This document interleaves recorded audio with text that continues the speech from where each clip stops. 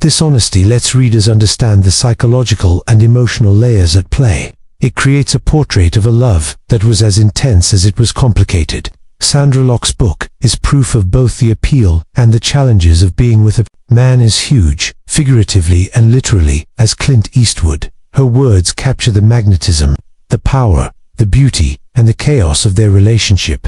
They give readers an unfiltered look at the realities behind Hollywood legend. Through passages like It Was Massive, Locke captures not just the enormity of Eastwood's presence, but also the deep impact he had on her life, an impact that would shape her personally, professionally, and emotionally for years to come. Her book is in every way a bold, revealing, and unforgettable exploration of love, fame, and the complexities of living alongside one of cinema's most iconic figures. Sondra Locke passed away at the age of 74 on November 3, 2018, at her home in Los Angeles, California. This was a city where she had spent much of her adult life building her career and personal life. Her death was caused by cardiac arrest, which medical reports said was related to complications from breast and bone cancer. These were illnesses she had fought privately for some time. Locke's passing marked the end of a remarkable life that had been both publicly celebrated and intensely watched, especially because of her high-profile career in Hollywood and her deeply personal struggles with health and relationships. After her death, Locke's remains were cremated on November 9, 2018 at the Pierce Brothers Westwood Village Memorial Park and Mortuary. This place in Los Angeles was known for its long history of serving the entertainment community and for being the final resting place of many Hollywood legends. The choice of cremation showed a private and intimate approach to her final arrangements. This was consistent with how Locke had often valued privacy throughout her life, despite being a public figure. After the cremation, her ashes were given to her widower, Gordon Lee Anderson, who had been her devoted husband for over 5 decades. This act highlighted the lasting bond between Locke and Anderson. It showed the stability and depth of their relationship amid the chaos that had characterized other parts of her life. Besides giving her remains to Anderson, Locke left him an estimated fortune of $20 million. This showed not only her considerable financial success, but also her unwavering dedication to supporting the man she loved. Throughout their marriage, Locke seemed to be a consistent source of emotional and financial support for Anderson. This fact showed her loyalty, generosity, and practical approach to making sure her closest family members were well taken care of. Her ability to build up such a fortune proved her successful career in acting and directing, as well as her smart management of her money over the years. Even in her later years, she seemed determined to provide for Anderson in a way that would honor the partnership they had shared for more than half a century. This revealed a side of Locke that was deeply private, responsible, and steadfastly committed to those she loved. Ultimately, Sondra Locke's death, cremation, and the inheritance she left behind served not only as markers of the end of her life, but also as reflections of her lasting values: privacy, loyalty, and care for those closest to her. Even in her final decisions, Locke's life story was marked by artistic achievement, personal struggle, and complex relationships. It was completed by a generosity and thoughtfulness that left a lasting impression on her family, friends, and the world that had admired her work for decades.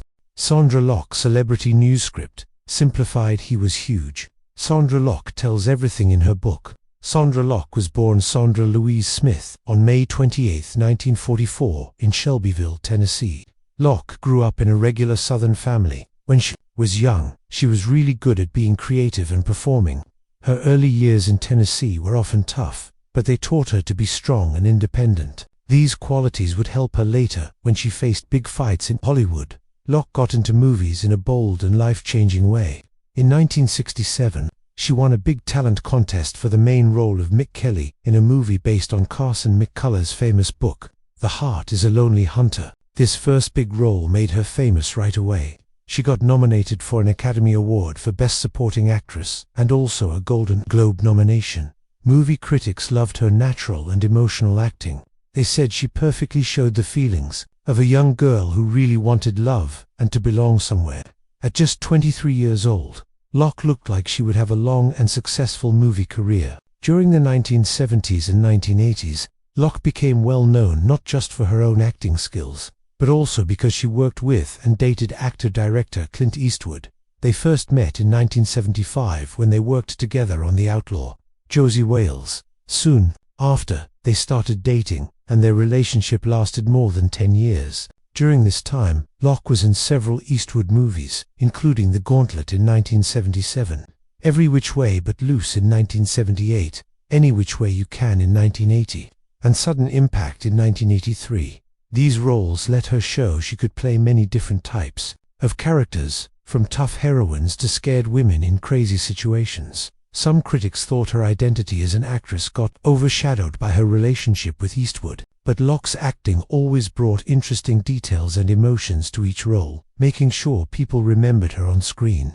However, Locke's real life away from the cameras was much more complicated than her glamorous Hollywood image showed. Her relationship with Eastwood lasted a long time, but it was full of problems. When their relationship ended in the late 1980s, Locke faced huge personal and work-related challenges. She wrote about this in her book, The Good, the Bad, and the Very Ugly, in 1997. In it, she said she went through emotional pain and that people tried to ruin her career. This showed how hard it was for women in Hollywood back then. Even though she faced all these difficulties, Locke was incredibly brave and stood up for herself. She filed lawsuits that brought attention to problems like discrimination against women, abuse of power, and how hard it was for women to be independent in a business controlled by men. Besides acting, Locke also tried directing, showing that she was talented in many ways. She directed movies like Rat Boy in 1986, which got good reviews for being original, and Impulse in 1990, a crime thriller starring Teresa Russell. Even though she didn't direct many movies, Locke's work was important. She was one of the few women in Hollywood at that time who worked behind the camera, helping to make it easier for future female directors. Her work showed she was determined to tell stories her own way and to challenge what mainstream movies usually did. Locke's life was also marked by health problems. She fought breast cancer in the 1990s and later had to deal with the cancer coming back. But these challenges didn't break her spirit. She stayed smart, well-spoken, and strong-willed until her final years. Friends said she was funny, really thoughtful, and not afraid to say what she thought.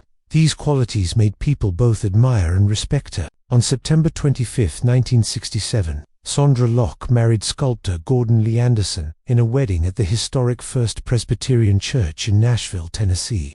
This church was known for its beautiful design and cozy feeling, which made their wedding feel timeless and elegant. The ceremony was performed by Dr. Walter Rowe Courtney. Having him there made the wedding feel formal and dignified, showing how serious and personally important this marriage was.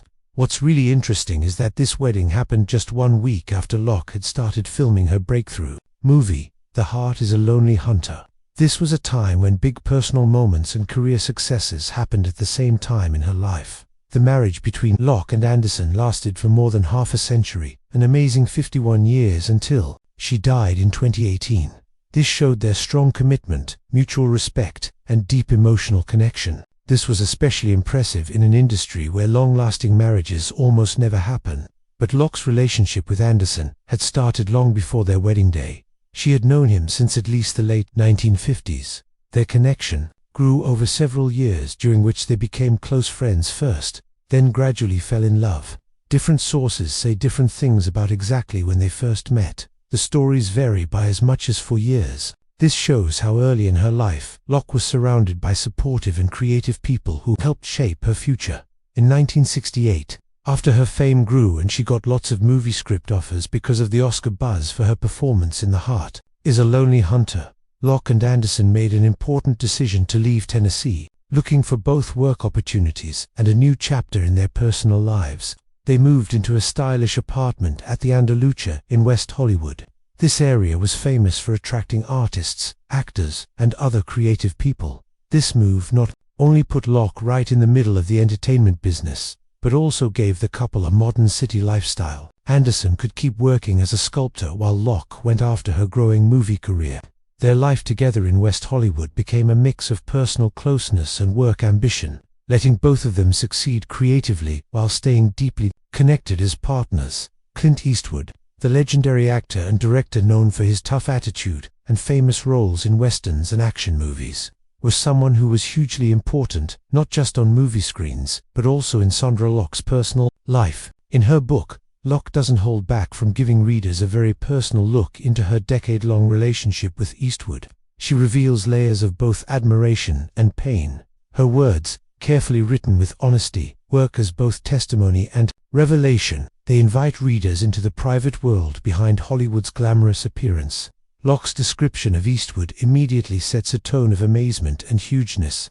He was massive, she writes. This statement means more than just how big he was physically. In her book, Locke explains how Eastwood's presence took over a room. His personality was as commanding and powerful as his body. She remembers sitting across from him during the early days of their connection, feeling a mix of excitement and intimidation. His charm, she says, was impossible to resist. It drew people in, demanded attention, and created an aura that few people could resist. It wasn't just his height or the way he carried himself, she admits. It was something deeper, a force that seemed to bend the very air around him.